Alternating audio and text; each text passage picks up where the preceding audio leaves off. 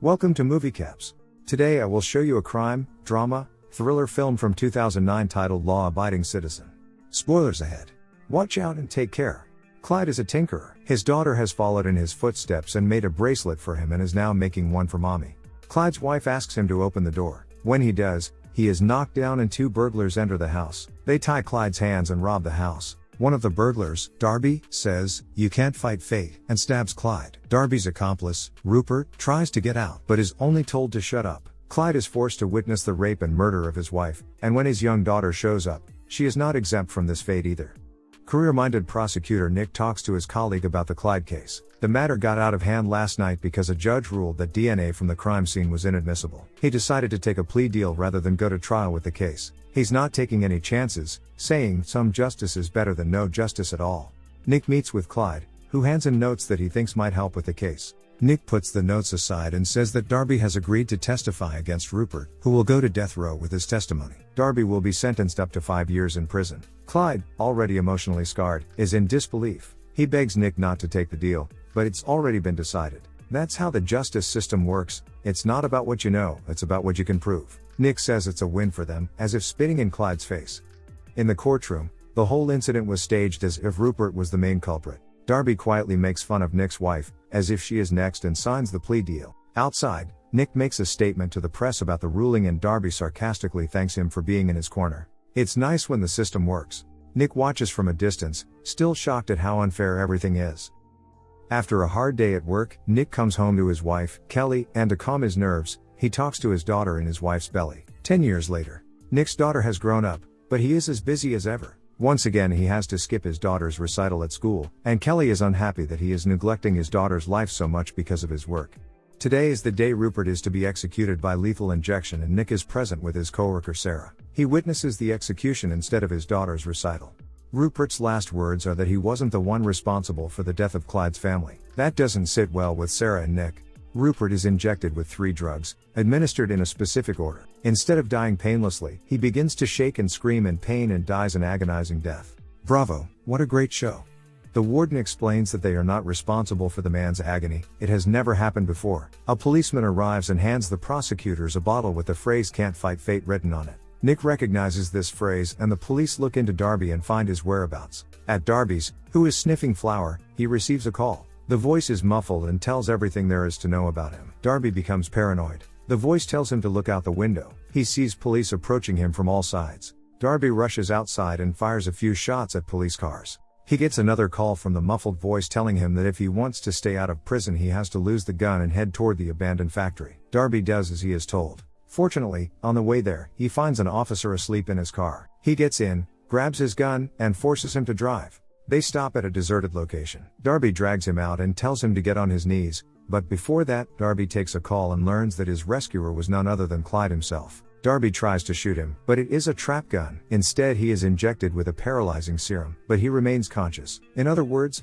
Darby cannot move, but he feels everything. Clyde then restrains him at his warehouse and tells Darby that he will feel pain that he has never felt before. He has made all the necessary preparations to delay his death for as long as possible. Before he begins the torture, Clyde tells him that he knows what it's like to be helpless, just as he was 10 years ago. You can't fight fate. He starts the recording and begins to dismember Darby. Nick and Sarah discuss the tampering with lethal injection. Nick feels that Darby had nothing to do with it because he doesn't have the brains to pull it off. A while later, the police find Darby in 25 pieces. They notify Nick of the gruesome sight. Sarah realizes that the only person who has a motive is Clyde. He has sold all his assets in recent years, buying properties in bizarre places. He also owns the warehouse where Darby was found. The police brigade is on its way to Clyde's house, who is calmly undressing when he hears the sirens. They surround his house and Clyde receives them warmly, but naked. He is arrested and on the way to the car he gives Nick a threatening stare.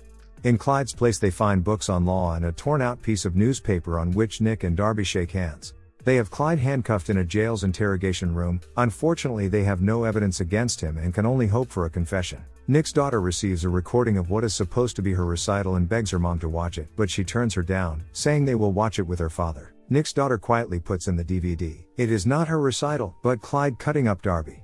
Nick confronts Clyde. He turns off the live feed and puts on a little act, as if Clyde has done the right thing. Clyde confesses in a roundabout way that he wanted to kill Darby and Rupert and has been going over and over in his head on how to kill them. Nick takes this as his confession and starts to head out, but Clyde stops him, carefully explaining Nick's daily routine and telling him to sit down, even though Nick says they are done here. Clyde says that anything he told him is inadmissible because he never directly said he killed anyone and knows they have no proof. Even though Darby was found dead in Clyde's warehouse, Clyde owns numerous properties across the country and can say it was a setup. Nick says they know he did it, but it's not about what you know, it's about what you can prove. Clyde says he will give his full confession if Nick can do something for him. Clyde wants a bed and Nick's ego gets the better of him.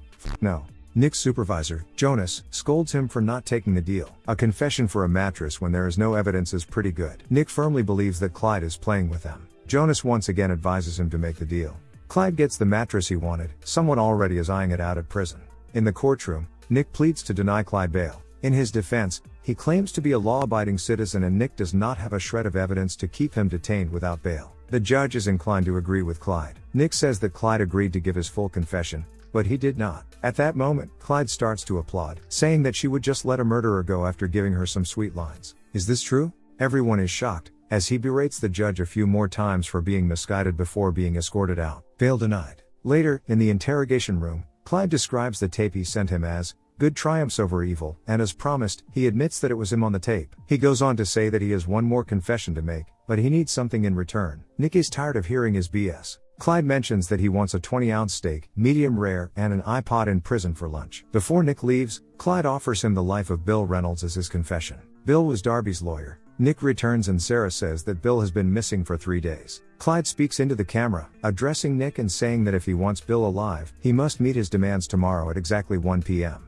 The next day they get the steak delivered to prison, but 5 minutes before 1 p.m. the warden decides to double-check the prosecutors. When they arrive at Clyde's with the meal, they are 8 minutes late. He still keeps his cool and tells them the whereabouts of Bill. He also tells them that the 1 p.m. appointment was not for him, but for Bill, so they better hurry. Nick rushes to a helicopter and they fly to the scene while Clyde listens to his iPod and enjoys the steak with his cellmate, who had just threatened him. They quickly become good friends, but it is all an act by Clyde, who is after the T-bone from the steak. He turns up the music and gives the controller to the cellmate to distract him while he stabs him in the neck. The guards come to Clyde's cell and the warden is furious. Nick has found Bill buried with an oxygen mask. He's dead. It took them 15 minutes to get there from the prison. So if Clyde had gotten his lunch in time, Bill would still be alive. Nick receives a message from Sarah telling him that Clyde murdered his cellmate and the warden is moving him to solitary. Nick visits Clyde in his solitary confinement, asking what is the point of killing all these people. Clyde wants to hold all people accountable for their actions. Nick gives Clyde his daughter's bracelet and asks if his family would be proud of him taking vengeance in their name, but his wife and daughter can't feel anything, they are dead. Nick and Jonas meet a government official who has more information about Clyde. He says that Clyde is a born tactician who kills people without being in the same room with them. If Clyde is in prison, that means he wanted to be there. The cellmate he killed was not random. This is a pawn that was removed from the board and he suggests they look for the next piece. The official tells Nick that the only way to stop Clyde is to go into his cell and put a bullet in his head, because otherwise he cannot stop him, since he's targeting everyone who was involved in his family's case. As he leaves he says, if Clyde wants you dead, you're dead. With this information, Nick and Jonas come to the judge and ask to violate Clyde's civil rights and restrict visitation to ensure everyone's safety. She agrees and signs a document. Her cell phone rings and when she answers it, it blows up. They are shocked. Nick visits Clyde in an interrogation room at the prison. He asks him about his accomplice and what the point of this revenge is. Clyde gets angry because Nick still does not understand what it is all about. If he wanted revenge, he would have slaughtered his family in the last 10 years. Clyde gives Nick one last chance. Release him by 6 a.m. or everyone will die. Clyde is escorted to a maximum solitary by a number of guards. Nick and Sarah meet at a prison where they go through documents to find any clues on who is helping Clyde from the outside, but without luck. Sarah starts to doubt if their decision to take the deal with Derby at the time was right. Nick assures her it was. The DA staff stays until 6 a.m., then Nick sends everyone home to rest. When Sarah starts her car, the bombs attached to the cars explode, killing everyone, including Sarah. Since Clyde is still in prison, Nick is sure someone is helping him. 6 officers have been killed. Nick and Jonas meet the mayor, who cannot imagine how one arrested man can do so much damage. She appoints the 2 security guards. Nick sends his family to a safe place and calls it a vacation. No credit cards or cell phones, nothing that could give away their location. When Nick comes back inside, he notices the framed newspaper article, which means someone has been in his house. Back at the prison, Clyde is let out for a walk and is greeted by Nick and the detective. Out of anger, Nick beats Clyde, who only says that it's good that he's angry, he's just warming up. The detective pulls a gun, but Nick stops him. Clyde says that what Nick is going to witness will be biblical. At Sarah's funeral, Jones thinks they brought this on themselves, but Nick still believes they did the right thing, but is beginning to doubt himself. As they drive away, a man in black clothing is controlling a military drone armed with a machine gun, a EMP and rocket launcher. He disables the cars and they come to a stop. Jonas' car is riddled with anti-tank rounds, and to make sure Jonas is done for, he blows up the car. The mayor cannot believe Nick let this go on for so long. She wants to fire him, but to reduce media pressure on her, she appoints him as the new district attorney. The mayor of Philadelphia has issued an emergency order to lock down the entire city. No one is allowed to move unrestricted in the city. Nick receives an email from Sarah's contact. It's about real estate that Clyde bought. He finds all the property sold in Philadelphia in the last 10 years and compares the amounts. Nick finds out that Clyde owns a small garage, not far from the prison. He and the detective meet to check out the garage. They find a hole in the floor. It is a tunnel that Clyde dug that goes directly under the prison. Clyde made an entrance into every single cell. That's why he killed his cellmate. That was his plan all along. The detective checks Clyde's cell, but he's not there. Disguised as a janitor, Clyde gets past security and into City Hall through a light check. The detective and Nick find that Clyde has cameras everywhere, even in Nick's house, and a quote from von Clausewitz about the center of gravity, in this case, City Hall. Clyde plants napalm bomb to kill Mayor, who will soon hold a security meeting. Nick and the detective arrive soon after. As a precaution, they must proceed quietly so as not to alert Clyde that they are onto him. They notice Clyde's cart on the 5th floor, just below the conference room. They find a suitcase, which they suspect is the bomb. The bomb squad man opens the suitcase and says the bomb is activated by cell phone and could go off at any moment. Some agents assigned to monitor Clyde's warehouse notice him pull up and notify Nick. Clyde goes to his equipment in the tunnel and watches as the meeting begins. He grabs his cell phone and climbs to his cell. In his cell, Clyde is startled by Nick. He has a gun and asks Clyde to do the right thing, giving him a way out. Clyde asks if he is here to make one last deal. Nick says he's finally learned what Clyde has been trying to tell him all along: I do not make deals with murderers. Nick tells him not to do it, that it's a decision he'll have to live with for the rest of his life. Clyde says he's sorry and calls the number. Nick leaves and says that by the rest of his life he meant about 25 seconds as the detective locks his tunnel door. Nick has placed the suitcase with the bomb under Clyde's bed. He looks at his daughter's bracelet one last time before his cell bursts into flames and blows up. The end. Thank you for watching. Subscribe if you'd like to see more videos like this.